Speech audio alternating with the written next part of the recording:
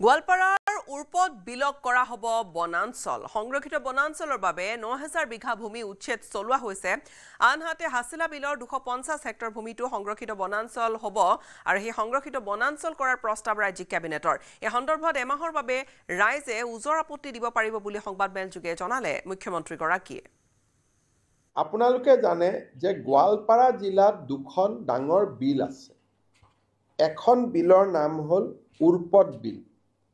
উৰপদ বিলত 1256 হেক্টৰ মাটি আছে যদি বিঘালৈকে ইয়াক কনভাৰ্ট কৰে ই প্ৰায় 10,000 বিঘা মাটি হ'ব উৰপদ বিলখন 12,056 হেক্টৰ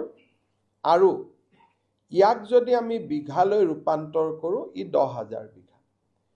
এই বিলখন যাতে আমি সংৰক্ষণ কৰি ৰাখিব পাৰোঁ আমি ইয়াক এখন প্ৰস্তাৱিত বনাঞ্চললৈ ৰূপান্তৰ কৰিব খুজিছোঁ আজি কেবিনেটে ইয়াক অনুমোদন জনাইছে ৰাইজৰ উজৰ আপত্তি এমাহৰ বাবে গ্ৰহণ কৰা হ'ব ৰাজ্যৰ যদি এবছৰত যদি এমাহৰ ভিতৰত যদি উজৰ আপত্তি নাথাকে তেতিয়াহ'লে এই উৰপদ বিলখন এখন ৰিজাৰ্ভ ফৰেষ্ট বা সংৰক্ষিত বনাঞ্চললৈ ৰূপান্তৰ হ'ব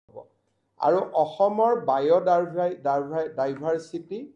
আৰু ৱেটলেণ্ডৰ ক্ষেত্ৰত ই এক বিশাল সহায় হ'ব ঠিক তেনেকৈ কেইদিনমান আগতে হাছিলা বিলত আমি উচ্ছেদ অভিযান চলাইছিলোঁ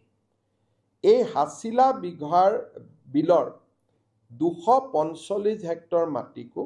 আমি সংৰক্ষিত বনাঞ্চললৈ ৰূপান্তৰ কৰাৰ প্ৰস্তাৱ দিছোঁ যদি ফৰেষ্ট হৈ থাকে ভৱিষ্যতে মাটিখিনি নতুনকৈ কোনেও দখল কৰিব নোৱাৰে গোৱালপাৰা জিলাত এটা সামাজিক ভাৰসাম্য প্ৰাকৃতিক ভাৰসাম্য দুইটাই ৰক্ষা কৰাত এই দুইটা প্ৰস্তাৱে সহায় কৰিব উৰপদ বিলো ৰিজাৰ্ভ ফৰেষ্টৰ বাবে আমি প্ৰস্তাৱ কৰিছোঁ আৰু হাছিলা বিলকো আমি ৰিজাৰ্ভ ফৰেষ্টৰ বাবে প্ৰস্তাৱ কৰিছোঁ